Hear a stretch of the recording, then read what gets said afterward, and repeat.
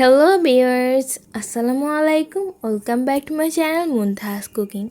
আশা করি আপনারা সবাই ভালো আছেন। আজকে আমি আপনাদের জন্য নিয়ে এলাম আরেকটি নতুন রেসিপি, আর এটি হলো জাম ভর্তা।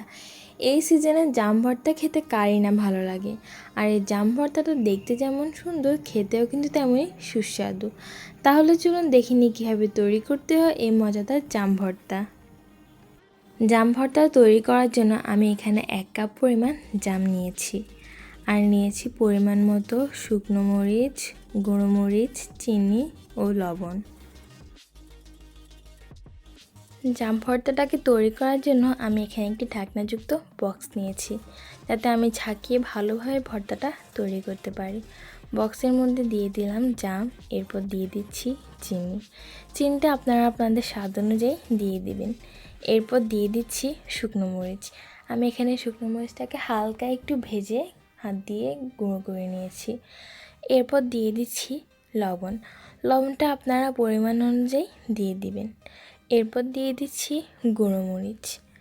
এখন আমি সব কিছুকে ঢাকনা লাগিয়ে ভালোভাবে ছাকিয়ে ভর্তাটা তৈরি করে নেব।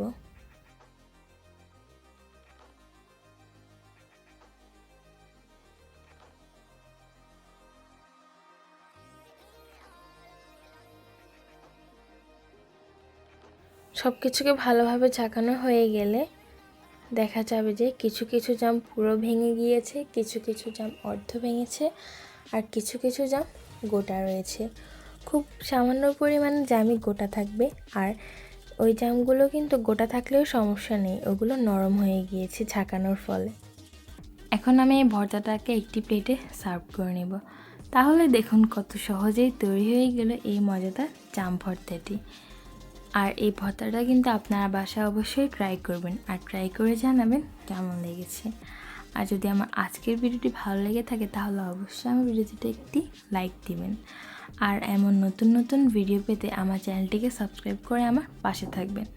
তাহলে আজকে আসি, আল্লাহ হাফেজ। সবাই ভালো থাকবেন, সুস্থ থাকবেন।